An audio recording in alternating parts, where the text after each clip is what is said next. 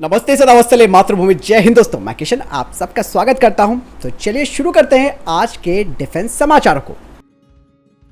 बढ़ते पहले defence update की तरफ, जो कि भारतीय सेना के लिए बनने वाले अपाचे हेलीकॉप्टर्स को लेकर आ रही है।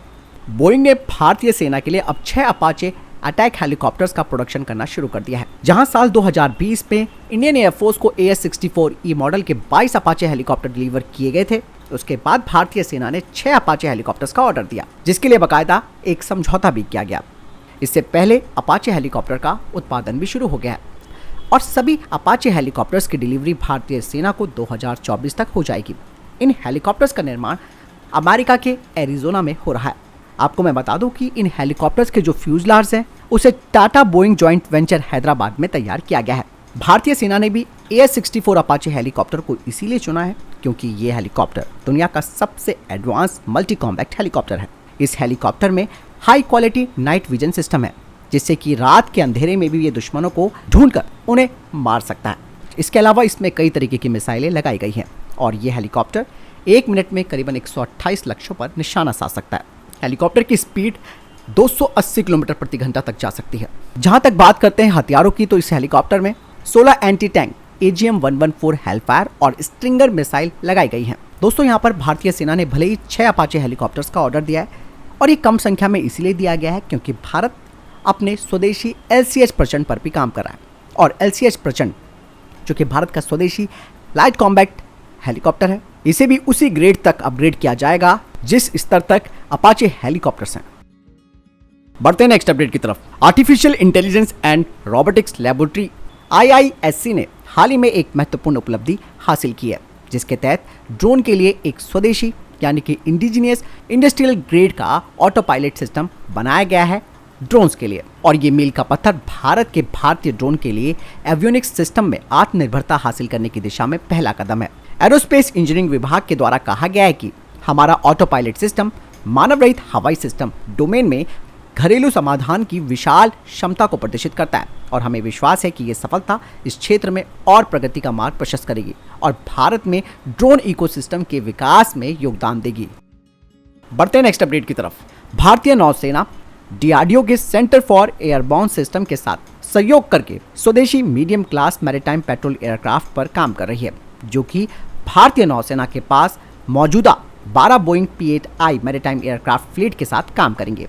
आपको मैं बता दूं कि सेंटर फॉर एयरबॉर्न सिस्टम पहले ही multi mode maritime aircraft requirements पर काम कर रहा है, जो कि इंडियन कोस्ट गार्ड के लिए है और ये एयरबस C295 प्लेटफॉर्म पर आधारित होगा और ये मोस्ट स्पेशलाइज्ड मीडियम क्लास का मैरीटाइम पेट्रोल एयरक्राफ्ट होगा।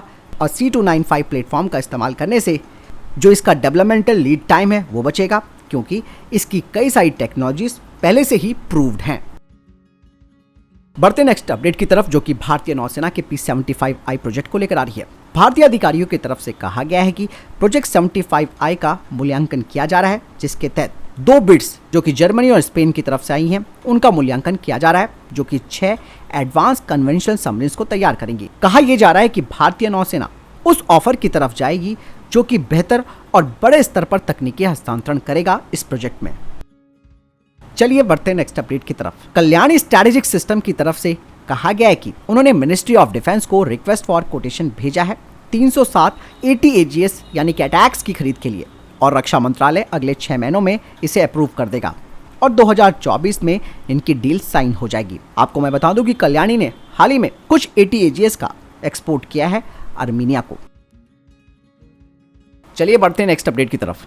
मझगांव डॉक शिप बिल्डर की तरफ से कहा जा रहा है कि उन्होंने एक प्रक्रिया शुरू की है जिसके तहत कलवरी क्लास की जो सबमरीन्स हैं उनके 8000 कंपोनेंट्स को स्वदेशी और स्थानीय स्तर पर भारत में बनाया जाएगा। मझगांव डॉक शिप बिल्डर्स 3 और कलवरी क्लास की जो सबमरीन्स हैं उन्हें भारतीय नौसेना के लिए बनाएगा और ऐसा करने से भारत में स्वदेशीकरण का स्तर बढ़ेगा। यही नहीं, मझगांव डॉक शिप बिल्डर की जो निगाहें हैं वो आने वाली 12 सबमरीन्स की तरफ भी हैं, जो कि प्रोजेक्ट 76 के तहत बनेंगी, जिसमें कि कलवरी क्लास प्रोग्राम की तकनीक और एक्सपर्टीज इस्तेमाल में लाई जाएंगी और इस तरीके से जो क्रिटिकल कंपोनेंट्स होते हैं वो भारत में बनेंगे और हमारी निर्भरता दूसरों पर कम हो जाएगी। यही नहीं, इसके अलावा इसका एक फ़ायदा और होगा कि भारत के पास पनडुब्बियों का डिज़ाइन, उनके प्रोडक्शन और उनकी मेंटेनेंस का पूरा अधिकार होगा। बढ़ते नेक्स्ट अपडेट की तरफ। भारतीय सेना को 1850 महिंद्रा स्कॉर्पियो क्लासिक यूनिटें मिली हैं। महिंद्रा एंड महिंद्रा की भारतीय सेना के साथ एक सफल साझेदारी जारी है और इस साल जनवरी में महिंद्रा स्कॉर्पियो क्लासिक की 1470 यूनिटों का ऑर्डर दिया गया। अब कंपनी ने घोषणा की है कि भारतीय सेना को 1850 यूनिटें मिली हैं और जो स्टडी एसयूवी है वो एक अपग्रेडेड वर्जन है महिंद्रा स्कॉर्पियो का। इसे भारतीय सेना के द्वारा अलग अलग विभागों में नियोजित किया जा सकता है। वर्तमान में सशस्त्र बल Maruti Suzuki Gypsy, Tata safari, force Gurkha, Tata xenon और अन्य वाहनों का उपयोग कर रही है। बढ़ते नेक्स्ट अपडेट की तरफ। रशिया के साथ भारत की जो तेल खरीद है वो लगभग 2 गुना हो चुकी है। आंकड़ों की माने तो रशिया कच्चे तेल और उर्वरकों की बढ़ती खरीद के कारण करंट फिजिकल ईयर की अप्रैल जुलाई की अवधि में रशिया से भारत का आयात 2 गुना होकर 20.45 अरब डॉलर हो गया। साथ ही रशिया इस वित्तीय वर्ष के पहले 4 महीनों के दौरान भारत का दूसरा सबसे बड़ा आयातक देश बन गया।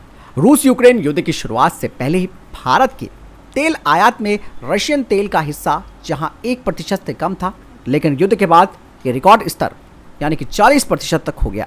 भारत चीन और अमेरिका के बाद दुनिया का तीसरा सबसे बड़ा कच्चे तेल का आयातक है। वहीं रशिया पर पश्चिमी देशों के प्रतिबंध लगे हुए हैं, इसीलिए रशिया ने भारत को रियायती दरों पर तेल का ऑफर दिया था, जिसे भारत ने एक्सेप्ट किया। भारत की रिफाइनरियों ने भारी मात्रा में रशिया से कच्चा तेल खरीदकर बम्पर कमाई की है। हालांकि इसका फायदा दोस्तों देश की जनता को भी होना चाहिए। पेट्रोल और डीजल के दाम भी कम किए जाने चाहिए। चलिए बढ़ते नेक्स्ट अपडेट की तरफ। भारत का चंद्रयान 3 पृथ्वी के इकलौते उपग्रह की 5वीं और अंतिम कक्षा में सफलतापूर्वक एंटर कर गया है। इसके साथ ही चंद्रयान 3 अब चंद्रमा की सतह के बेहद करीब पहुंच चुका है। इसरो ने कहा कि इसी के साथ ही चंद्रयान 3 ने चंद्रमा तक पहुंचने की अपनी प्रक्रिया भी पूरी कर ली है। अब ये प्रपल्शन मॉड्यूल और लैंडर मॉड्यूल को अलग करने की तैयारी करेगा। इसरो ने कहा कि 17 अगस्त को चंद्रयान 3 के प्रपल्शन मॉड्यूल से लैंडर मॉड्यूल को अलग किए जाने की योजना है। बढ़ते नेक्स्ट अपडेट की तरफ।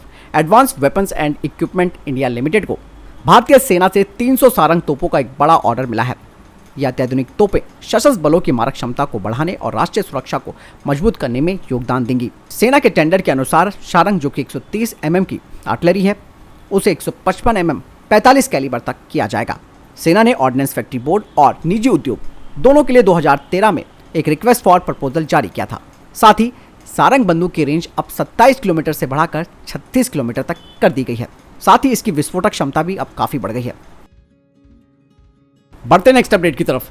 भारत की स्पेस स्टार्टअप एस्ट्रोफेल एरोस्पेस ने सफलतापूर्वक 2.8 किलो न्यूटन थ्रस्ट के साथ अपने पोटेंटिया क्रायोजेनिक इंजन का सफलतापूर्वक परीक्षण किया।